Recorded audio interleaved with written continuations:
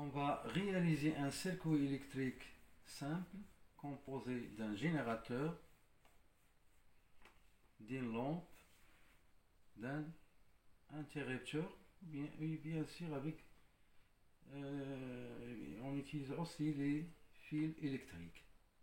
Alors, on va commencer par le pôle positif du générateur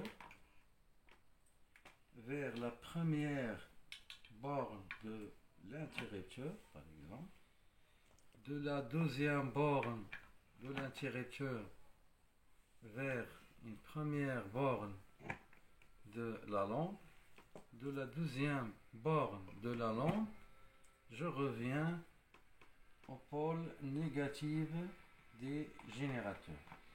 Et comme ça, j'ai réalisé un montage d'un circuit électrique simple composé d'un générateur, des lampes, d'interrupteurs et des fils de connexion. Si je ferme le circuit, je ferme l'interrupteur, eh bien la lampe s'allume. Si je ferme ou bien j'ouvre l'interrupteur, la lampe s'éteint. Comme ça, le circuit il est fermé, le circuit il est ouvert. Maintenant, on sait bien que le courant électrique circule à l'extérieur du générateur des pôles positifs au pôle négatif. Donc, il circule comme ça, des pôles positifs vers le pôle négatif des générateurs. Et tant que l'interrupteur il est fermé, c'est-à-dire le circuit fermé, donc le courant circule. Une fois qu'on ouvre le circuit, bien sûr, le courant s'arrête de circuler dans ce circuit électrique. Maintenant, on va mesurer l'intensité des courants électriques qui circulent dans ce circuit électrique. On va utiliser bien sûr un interrupteur. On va utiliser, un ampéromètre. Voici un ampéromètre pour bien sûr mesurer l'intensité des courants électriques qui circulent dans ce circuit. Comme vous voyez, on a une aiguille qui peut se déplacer devant des gradations de 0 jusqu'à 100 ou bien de 0 jusqu'à 30. Il y a bien sûr un calibre 3 ampères, 1 ampère, 0,3 ampère, 0,1 ampère, 0,03 ampère, etc. Donc il possède deux pôles, ou bien deux bornes, borne positive, borne négative. Et il a bien sûr un bouton où on peut choisir la nature des courants, bien sûr, étudier. Nous, on va étudier, on travaille dans le courant électrique continu, donc on va régler ce bouton sur ce symbole égal qui est, bien sûr, le symbole du courant électrique continu. Alors, avant d'utiliser cet ampéromètre, bien sûr, on va choisir la plus grande ou bien le plus grand calibre. Le plus grand calibre dans cet ampéromètre, ou bien cet ampéromètre, c'est 3 ampères. Pourquoi choisir la plus grande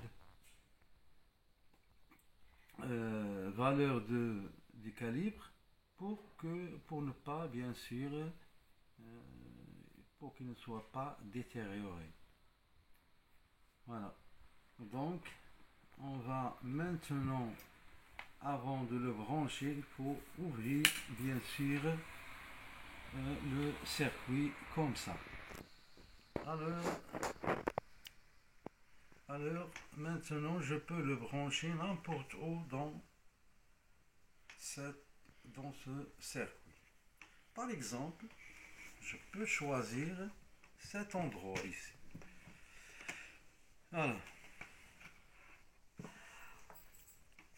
Alors, le pôle négatif des générateurs avec pôle négatif, bien d'abord négatif des l'ampéromètre, et bien sûr la borne positive, c'est à côté des, bien de l'autre côté, c'est-à-dire côté où se trouve le pôle positif. Voilà.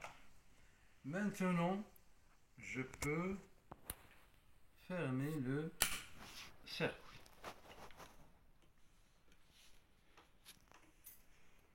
Alors,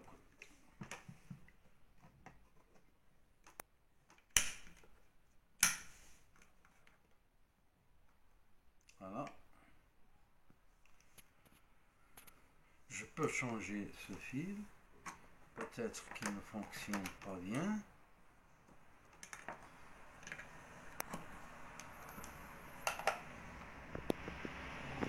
Voilà. Comme ça, il n'y a pas de problème. Alors, maintenant, on va regarder ce qu'on appelle, lorsqu'on a fermé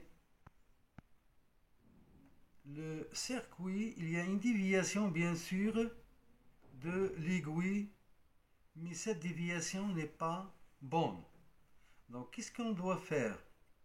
On doit changer bien sûr le calibre jusqu'à ce que la déviation de l'aiguille soit importante.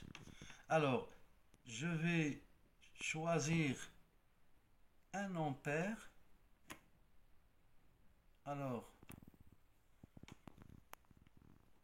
bien sûr là l'aiguille dévie. Alors on va choisir 0,3. Eh bien il y a une très bonne déviation de l'aiguille. Maintenant je m'arrête de bien sûr de choisir un autre calibre, parce que si le calibre 0,3 il me permet bien sûr d'avoir une très bonne déviation. Je m'arrête là. Alors l'intensité I, ça sera le calibre qui est 0,3 multiplié par à peu près 24 divisé par 30. Et on va trouver bien sûr, si on fait le calcul, on va trouver que I est égal à 0,24 ampères, c'est-à-dire I égale à 240 milliampères. Pourquoi on n'a pas bien sûr, la lecture il est faite sur la gradation 30 et c'est passant. Tout simplement, pour simplifier le calcul, c'est si le calibre 3 ou bien 0,3 ou bien 0,03, on choisit la gradation 30. Si le calibre 1 ou bien 0,1, bien 0,01, bien sûr, on va choisir la gradation 100. Voilà, comme ça. Si, bien sûr, on débranche cet ampéromètre et je le mets, par exemple, entre la lampe et l'interrupteur, on va trouver le même résultat. C'est la même chose si je le branche ici entre l'interrupteur et le générateur, je vais trouver le même résultat. Donc, puisque tout simplement ça s'explique parce qu'on a une seule boucle. On peut choisir n'importe quel point des circuits et bien sûr on branche l'interrupteur, il va nous donner le même résultat.